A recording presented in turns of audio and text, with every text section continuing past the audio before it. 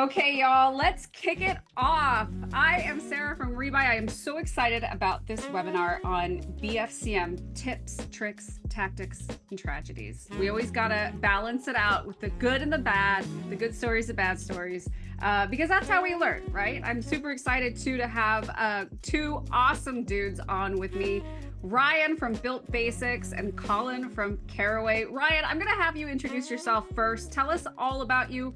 Tell us about your team size, what you do over there, and what you're prepping for BFCM this year. Awesome. Well, Sarah, first off, thanks for having me. Super excited to chat with yourself and Colin. Happy Friday to everyone tuning in.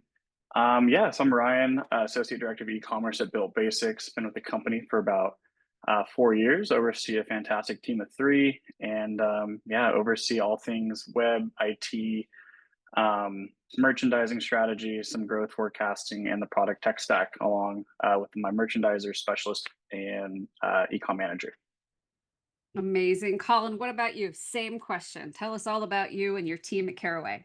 So my name's Colin Waters. I'm a customer experience manager here at Caraway, and my role is really just about supporting our customers, ensuring they have like a seamless experience with our non-toxic, eco-friendly cookware and home goods, right? And so that's the kind of experience that we're trying to develop, is a non-toxic relationship with our customers.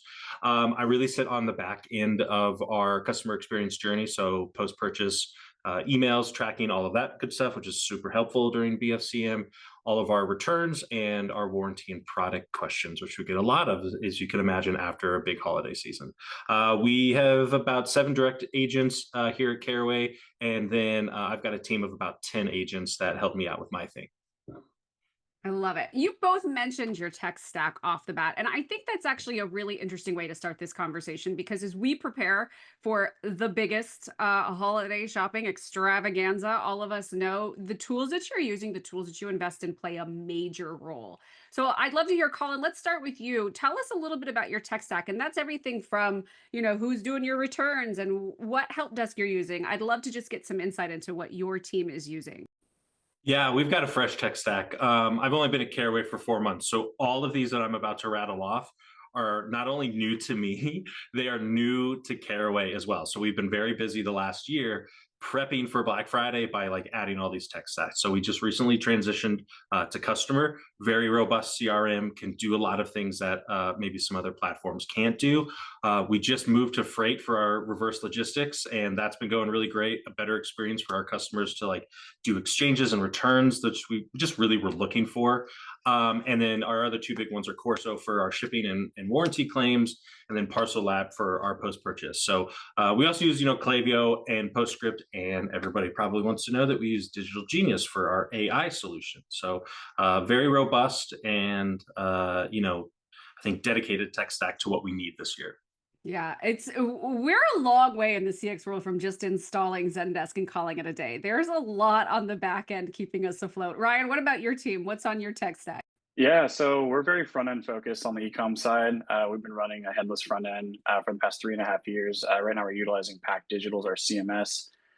So getting everything kind of in place there. But a lot of the other tools we're using, of course, Rebuy on the front end, checkout, upsell, product recommendations, Algolia for search. We just onboarded Alia for dynamic pop-ups as well. So we're getting a lot of testing put in place there. And Fuego for our mobile app that we're seeing a big kind of sales channel increase for us, LTV, AOV uplift as well.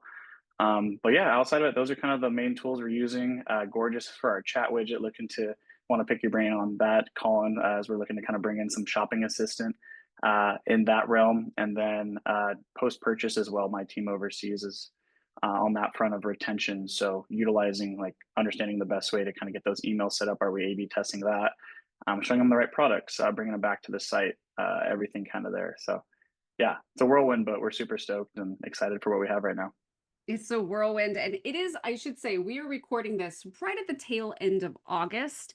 Most companies have already started their BFCM planning, whether it's their marketing or whether it's staffing or whether it's figuring out what are the cool, limited time offers we're going to offer people. I'd love to hear from both of you. And I just want to respond to Cody in the chat. He said, Ryan and Colin are the best of the best. He is so correct in that statement because both of you have such an extensive background in e-commerce. Colin, even though you're new at Caraway, I'm sure that you're already seeing the preparations behind the scenes.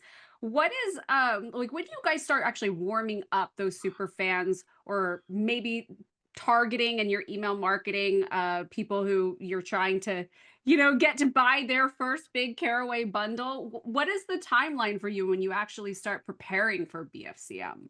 Yeah, I mean, I think BFCM, for 2025 started before 2024, right? Like we set the groundwork early on to be like, all right, we're going to Yes. learn something from this. So like, what's the preparation? I'm still very new, 4 months in, but before I got here in April, they had already kind of set like what our plan was. Our full marketing and our integrated marketing calendar was already set. It's already set for next year. So it's like we have really, BFCM is our Super Bowl. Unlike a few other companies I've worked at before, where you have a little bit of high points throughout the year, maybe summer seasonality. Like we are truly Black Friday, Cyber Monday, November, December, like it's our Super Bowl. So we really just build towards that throughout the entire year. And obviously we have our moments where we have a little peak sales, but yeah, we're working towards that. I think our biggest thing that we've done, like I mentioned, is just reinventing our tech stack and focusing on like what we need to get through this year, but also like lay the groundwork for 2026, 2027, and go from there. So like we're like I said, November to December, big for us, but there's a lot of opportunities throughout the year to prepare for something like this. And I will just say, shout out to my Caraway crew for already having shipping deadlines. That's amazing. It like sings true to my heart. So usually that I've been used to places where that's the last minute. It's like we sell to the very last second. Here Right. we're like, that's the Right. cutoff. And Ryan, what about you? You've been at BYLT Basics more than 4 months, but you've got some context from last year. When do you guys kind of start that planning? Is it also what Colin's saying, like you kind of started this time last year for 2025? Yeah, I feel like year over year we're just getting better and better at it. There's a lot more planning and just understanding inventory health, marketing, content creation, a multitude of things that we kind of put into the planning as a whole. But at BYLT, there's kind of three pillars that we have on the marketing forefronts. There's brand marketing, there's paid and growth, and e-commerce. And so on like kind of the marketing front end side of the business, these three teams are working together, all the time and kind of looking at it.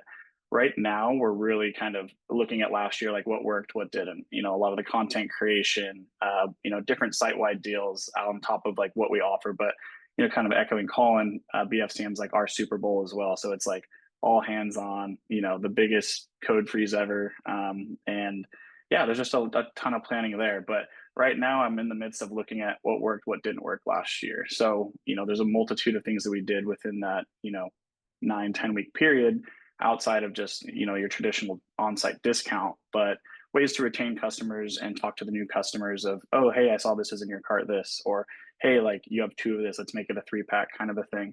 But last year was a record year for BYLT, and we did a lot within our tech stack. I think we onboarded a few new tech partnerships. We onboarded Pack Digital and Shopify's Hydrogen, so there was a lot kind of put in place there technically. A PLP and PDP redesign, on-site merchandising strategy, in PLPs and search. So with the load of all that, I'm kind of like, okay, how do we differ from all that last year? What can I do to continue to optimize what we've already put in place, but even better, outside of just testing? So added UGC, added creative, personalized experiences, and that goes for on-site and post-purchase, anything that we can kind of do there to just make our CRO experience the best that we possibly can. But yeah, right now it's just really kind of breaking out these like phase plans of, is it a weekly thing, a daily thing? Are we hitting our membership, our loyalty, new? So anything kind of there, and we're kind of getting that all dialed in right now. I think this is also like such a good time, like you said, to sort of like reflect on what worked last year, but also maybe think about experimenting. And I think one of the stats I would love for somebody out there to figure out how I can get across all e-commerce sites. We're seeing more and more people are shopping early for the holidays. We're seeing in America, especially, like we have all this economic nonsense happening and Labor Day is coming up. We know that people are probably putting stuff in their cart now that they want to check out for maybe a month later, right? They're waiting for some sales. They're waiting for that email marketing to come in that has the discount on it. So it's great to like think about like how can we experiment, how can we iterate, but also we have to remember that people are people, customers are customers. There's tried and true BFCM tactics that we've all used that we just will always consistently use. Colin, thinking back on your whole career experience, I'd love to hear from you. Like, what are those staples in your arsenal that you know just work, especially for preparing your team and getting them ready for this 5 to 6 month journey that we're about to go on? Yeah, I mean, you know, to that point, right? Everybody's buying early, so now I have to change like what I think about returns. Usually, it's been from December 1st or Black Friday. Well, people are purchasing now Labor Day for Christmas, right? Because of just how that economic turmoil. So think about that, right? You can't just unfortunately say, sorry, you purchased early because we were promoting something for holiday early. So, it's kind of those kinds of things, right? I think of every single potential scenario that you might have leading up to holiday. And that could be discount code issues, that could be shipping, that could be weather related issues. Like make sure that you are literally doing a uncovering of every single thing that could go wrong and working with your partners to do that, right? Making sure that they understand like what might happen if we have a delay in packages or an increase potentially in a fulfillment issue at the warehouse. I think the biggest thing though, and regardless of the work that you do on the back end, right? Customer makes a purchase. You need to be as proactive and upfront and clear with that communication as possible, or you're setting bad expectations. Whether that's on the purchasing side, that you've extended shipping, windows from 3 to 5 days, from 7 to 10. If it gets there early, great. If it doesn't, you're in trouble. So trying to find ways to just proactively communicate with the customer, whatever that might be, right? After the post-purchase experience, creating dedicated resources, not just for your team or maybe customers to self-serve, but like what's a dedicated resource for your AI? Like that's one thing that maybe you don't want it reading the old information. It needs to point to a different piece of information. So I think also just making sure that you have dedicated resources for your team. Cheat sheets, macros, these are the things that you need to focus on. Reminder. And also, big thing for me is just having daily check-ins with the team to make sure that you guys are preparing correctly for any scenario that's about to unfold. Ryan, that was a lot of head nodding on your part. I'd love for you to weigh in here. What about those tried and true things that you've seen BYLT really succeed with? Yeah, first off, I think the shipping deadline thing is something that's on the back of my mind the whole time. We have like a checkout EDD solution. So I'm like, okay, we need to make sure the daily routine, checking in with the team, that we have that dialed, but layering that into messaging, I think would be super helpful. But yeah, I think just kind of going back to the segmentation, like all that communication is super vital. That is something that we do kind of continue testing during these peak periods as well. And just seeing what's going to work well, what's not, utilizing, I think the pop-up this year is something that's going to be very helpful for us, even though it's just kind of like not necessarily communication, but just that on-site personalization aspect. And just layering in, segmentation opportunities through mobile app. What's your Klaviyo PostScript, kind of flow? How does it differ from, other sale periods and non-sale periods and all that kind of there. But I think a huge thing for us is layering in just membership and loyalty and that specific cohort of our business. And, how can we kind of bring them back, not 2 or 3 times, but like that 4th or 5th time during the 3-month Q4. On that point too, I love that you brought up like really being aware of the different duties that all of these things play in the whole tech stack, right? And it's the same thing for all of the channels that we're using to find new customers, retain new customers. I'd love to know like what's really doing the heavy lifting for you, Ryan, and your team. Are you guys focused mostly on email, on SMS? I mean, personalization is the future of e-commerce. We all know that it's not going away. We've got to meet our customers where they find us. But there's so many channels now, and all of them serve different purposes. All of them have different goals, right? What is it for you guys doing? What is doing the heavy lifting for you during this season? Yeah, I'd say, Klaviyo is the big one for us. So all things email. But there is like, a large push with SMS and push notifications, but email is definitely kind of the heavy lifter for us year round. So any peak period or non-sale period, I think it's just the BYLT loyal will kind of come back and forth to email, and it does continue to work for us. So I think just kind of having that clean creative experience and just having your lockup of your creative set in stone cross channel is what's going to kind of continue to give you that continuous growth, because there is, ad fatigue and creative fatigue from time to time. So just assuring that that's locked in and, that you've been able to at least test it before that peak period is like a vital thing to kind of remember. Test, test, test, and test again. Colin, is that your philosophy as well? If you're not testing, you're going to be stressing, and I will do that as much as I can beforehand, right? In fact, I love things like Labor Day because it gives you a little bit of a preview of like maybe things to come, right? And it's a final check-in for most places, like this is what's about to go down. You better get your stuff in line. Yeah, and I heard a rumor too that Halloween is going to be the next pre-BFCM holiday market for a lot of people. I'm not sure. We can have a whole debate about that. I think Labor Day bridges that gap fairly well, but you're right. It's a good test case, if you will. And again, this is more of like a US specific thing since not every country is celebrating our holidays, but it's a big shopping holiday for people. And as we try to get in front of any economic downturn or tariffs, I think people are just shopping early. It's a good place to practice. So Ryan, back to you. We're talking about segmenting offers and messaging. You're right that a lot of consumers do have sort of that fatigue of seeing you across all of the channels that they're on. But how do you segment those offers or messages? Do different customer groups get different types of deals or creatives? Is it the loyal customers that you rely more on to kind of come back and try your new items, or is new customer acquisition still the main funnel for you? Yeah, and I think it's like a combination of all you just mentioned. So, the membership loyalty being like one of our our most loyal cohort, and trying to continue like that VIP premium communication with them, letting them know that like their membership and what they have kind of bought into our business for is worth it. And so just showing them that kind of like the VIP platinum gold level kind of communication, whether it be through customer service, whether it be through added opportunities, win backs, deals, maybe early access to a product within the drop that we've been teasing, or just something special like that, I think is really important. And then looking at returning customers and or net new, and just seeing how many touch points it's been since their last purchase. What do they purchase last, and what can we do to continue to incentivize them for that overall conversion to take place? So I think just continuing to bring these people back to the site and have them essentially just show them what they want.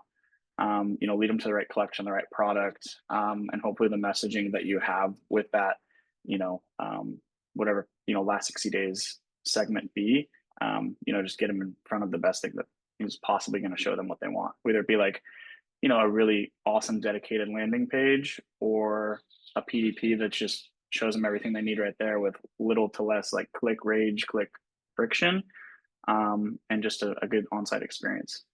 So I have some rapid fire questions now we're going to dive into, all about the logistics side of things. The first one is a bit of a hot topic. This is such a debate in e-commerce. I think it depends, again, like who's your customer, who's your audience, what's your product that you're selling them. But the question is, what's your philosophy around discounting? Discounting for a long time, bundling for a long time was like the best way to increase AOV, right? It was the best way to get people to add more things to their cart and check out with more. But some people have said, we're actually not seeing volume on it, so it doesn't work as well for us to just do discounts, coupons. But I want to hear from both of you, like, what is your philosophy around this specific to your product? Do you go big on discounts during the season? Do you stay kind of lean, or do you mix it up? How are you balancing margin with the urgency to get people to actually place those orders? Colin, you want to start? I'll pop in. Yeah. This is my first go around, and I know that we are, traditionally, like I said, we have about 500,000 orders that happen between like November and December, right? And a lot of that is due to people see our price and then they go, well, I'll wait, and then we discount. And so it's an opportunity for those people. They may have been looking for a year. So I think we're very open to discounting, especially if it attracts that new customer, or that customer who's been sitting on the sideline a little while, kind of unsure what to buy. The other thing I think we lean into is we start taking individual items that aren't necessarily bundled together, right? And we start putting those bundles together. Okay, you have to buy a whole set if you want these two items. All right, well, guess what? We've paired two of the items that you're going to use, and we've given a small discount on that we normally wouldn't do. So we get creative with it. We want to try to find ways that are a little bit different during the holiday season, whether it's maybe two items that really wouldn't necessarily go together, like a pan and food storage. Well, you need leftovers, so that's how we would do it. Or we're going to grab everything in our collection, and we're going to put it in one big bundle so you can buy it all at once. So I think we're very open to it. I love being creative when it comes to discounting, and it's pretty much our only discount, other than maybe a few other periods during the year, but like it's a big period of discounting. And so it is somebody who is before starting at Caraway was like, I don't need expensive cookware. You definitely need expensive cookware. It is such a game changer. So, but I'm also very frugal. So I wait for that moment. But you know what? You're your ideal customer. And I will say as a Caraway customer myself, I was the girly who put it in my cart, was waiting for the discount for the whole set. And it's worth it. I also have this philosophy. I don't believe that discounting an item discounts the brand. In fact, it makes super fans out of people who really want to be a customer of yours or really want to acquire your product if it's easier to access for them. Ryan, what about you? I mean, BYLT Basics sells basics. Everybody constantly needs more basics, right? And so are you seeing that bundling or discounting is a way to increase your order value, but also like increase retention? Yeah, definitely. And I think kind of like echoing what Colin was saying, looking at the focus of having this be your main discount period, but try not to incorporate just sale after sale after sale throughout the entire year. We're looking at brand identity. We're looking at, customer win back and just trying to find that hot spot between all that.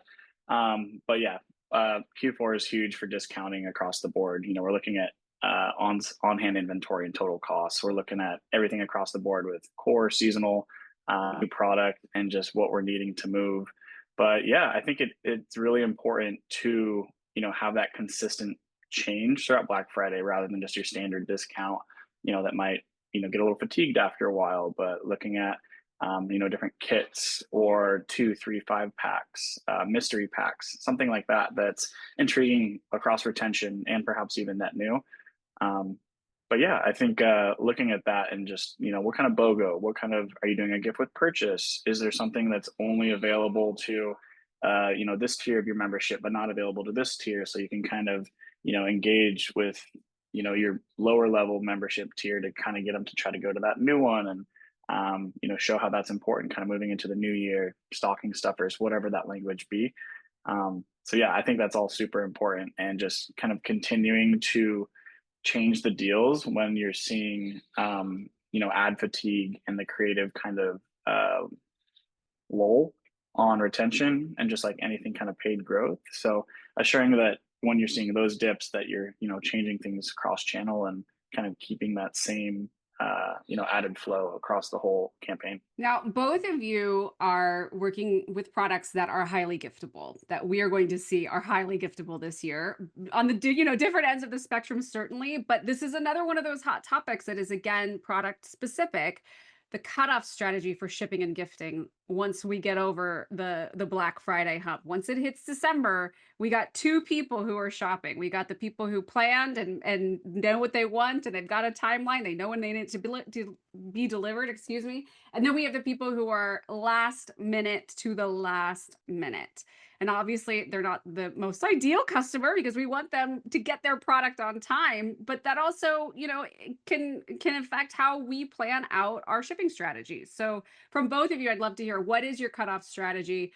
Colin, your sets are typically big boxes, heavy stuff. The shipping implications of that are really specific. So you have to be a bit more granular. Yeah, we are earlier than I've ever been with any other company. We typically ship like UPS because of just the size and weight of these packages. So it's very much it's probably a little safe and conservative, but it allows us to maybe set that expectations. We avoid words like guarantee and you will receive this by Christmas. Like that is not in our vocabulary. It never will be. So we have to basically decide like, okay, after this date, we can make a push with gift cards and or our newly refreshed store locator. We've been really successful in getting into a bunch of places this year that we weren't last year. So we've made it more of an opportunity to push customers to a location. They may not be able to find exactly what they're looking for. So that's why we lean into gift cards, right? So that's obviously the strategy there, as best as we can do.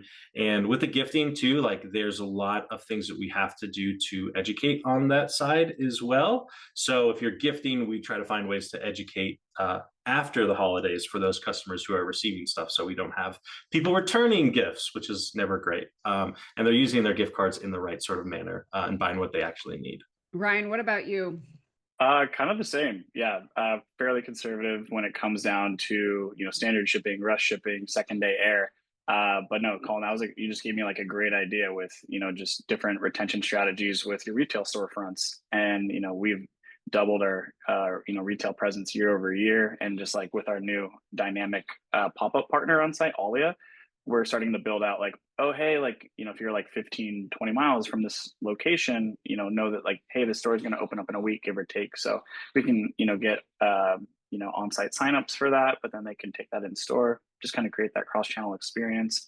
But yeah, all in all, it comes down to, particular dates. From there, it gets more into that digital product realm. So a lot of gift cards, digital, of course, and then memberships for us. So, New Year's coming, give the gift of BYLT, whether that be a gift card or, someone that's a true loyal fan, get them a membership, start, obtaining those benefits across the board. So I think that's something that we truly kind of layer in, and even if it's like after Christmas, give or take, some of those digital opportunities can continue to thrive post holiday. Colin, I love that you brought up that you don't have the words delivered by Christmas in your vocabulary. I wish that everybody would lean into that a little bit more, because there is nothing worse than thinking that something that's very like a high ticket item is going to be delivered and it's going to be the best gift of the year, and it just doesn't make it. And we all know there's something we cannot control. Shipping, we can't control the weather, we cannot control the stuff, so why are we promising it? In the spirit of that lesson, I want to hear from both of you about a mistake you've maybe made or seen during BFCM that others should avoid at all costs. I will tell you from not my personal experience, but one of my favorite stories ever is from my friend Erica Clayton, who didn't have a great relationship, I think, with her marketing department when they went into BFCM, and they sent out a promo code that was "Rush It," which can also be read different ways. If it's depending on who you are. So, you always got to communicate stuff like this. Again, like promise ship times or deliver times, never a good idea. Do any of you have some horror stories from your past BFCM mistakes? I'm going to come off mute. And this is something that is like, it was fairly new into my retail side of the career. And again, like what I said is like, do your homework, make sure you know everything that's about to happen in our 3PL. This was 2020. So I give them a little grace on this, but like, I wouldn't be surprised if you see something like this, is that there was a little bit of a race to the bottom in terms of like how much it costs to ship and all these logistic challenges.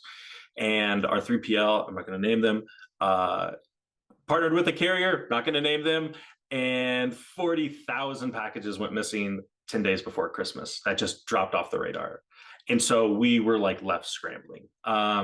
Quick into that story is that we told all these people to go file a claim. We used some wrong words. We got into some issues with the package protection group that we were using, and it resulted in not only unhappy customers, but also like a little bit of a bigger issue, I guess I'll say that much. So, make sure that when you are issuing these kind of resolutions to customers, like read all the fine print of your contracts and how you language things, have a critical care plan ready, and know that something's going to go probably wrong. So that has stuck with me. And of course, it was just a perfect storm of everything. So Ryan, please tell me that you have not lost 40,000 orders, and please tell me you haven't lost more than 40,000 orders. That story is horrific. I'm so sorry, Colin. I have not lost 40,000 orders, and also just hearing 40,000 orders is an accomplishment in itself. So bravo there. Yeah, I'm trying to think back. I mean, that's definitely like Black Friday nightmare material right there. Some stuff that we've had is just on-site technical issues with like heartbreaking, and having to work with our development team to immediately fix the site. We're just seeing a huge drop off in sessions, add to carts, like, okay, what's going on? Having to redirect people to a different channel for purchase right off the bat. But this was years ago. Our whole entire site froze and then showed our previous CMS partner's logo on the website. And so it was just that, no navigation, no search, no product, no creative, just their logo. And yeah, my heart like dropped for a moment, and we got it fixed fairly quickly, but it was a huge branding opportunity for them at the moment and not for us. And we had to just like change like a pop-up or like something really quick, like redirect to app or anything we could have done until it was fixed by that partner. And then get the whole postmortem from there, which was always fun. But yeah, luckily it was only like a 30-minute ordeal, but it felt like half a day. So longest 30 minutes of your life, probably. These stories are like, in retrospect, they are very painful, but we can see the humor, we can learn from it. I think that's the most important thing about doing having any of these conversations, whether it's a webinar, whether it's a LinkedIn blog post, whatever. I think it's so important for us as e-com leaders to know each other and to hear each other's stories, to plan for problems before they arise, to learn like what is working for you. That leads into our last question here. If you could only give one piece of advice to a brand planning their first big BFCM push, what would it be? I'm going to say my advice is find your community in ecom. If you go to the rebuyengine.com, you can click the community tab, join our community. We are opening up our BFCM channel again this year to share tactics, share these horror stories, laugh about them, and also see how are other brands getting prepared for this. Colin, what about you?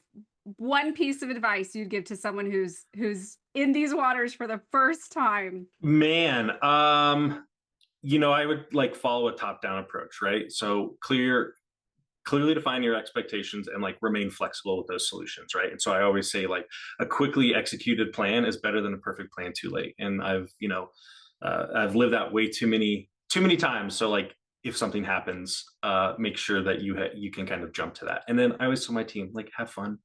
Like this is not as serious as people sometimes make it out to be. Like we sell pans on a floating rock, and like people have cooked for hundreds of years with other things. So not saying that you shouldn't enjoy our cookware, but like, again, have fun. Bigger things to worry about, Absolutely. Ryan, what about you? How's it going on your floating rock over there? What's Yeah, one piece of advice? It's going, at the end of the day, like once you're like, you're frazzled or whatever, it's just the same thing. It's just shirts and pants. It's just pans. Like it's going to be okay. Like, let's just get it done, do it right rather than twice, figure that out. I guess like the two main things is, more communication is better than less communication. So with all your tech stack partners, with, Shopify, with, Rebuy, whoever that be, your internal team, just assure that everybody knows the game plan going into it. Like what are the expectations across the board, from the high level down to the granular specifics. And just, get as much planned as possible as you really can. And that sometimes like just across the site, whatever your branding may be, vice versa, sometimes less is more, especially for that net new. Like, let's just, here's the colors, here's this, here's how you wear it. You might want to have some specific storytelling for those other folks that have had those added touches through their retention channels. But across the board, just go with your gut and make sure you have code freeze set. Yes. Yes, absolutely. Oh my gosh, that's a prayer to the universe. Please stop at October if you can. Like, that's enough. Great wisdom and advice from both of you. I appreciate you so much sharing your time. We're excited to see how this season goes for all of you. Maybe we'll do a post BFCM recap in the new year coming up here. But yeah, thank you, Ryan. Thank you, Colin. We've got this awesome video that we're going to pop up on rebuyengine.com, so you can rewatch it if you want. We'll also send it out to all of our registrations over email. Please do join our community as well. If you've got questions about BFCM and want to hear from other experts in e-commerce world, everyone there is happy to share their wisdom with you. Thanks everybody for joining us. Thanks again to our panelists. Good luck, everyone. The season is here. Yeah. Thanks, everybody. Good luck. Yeah, thanks everyone. Appreciate the time.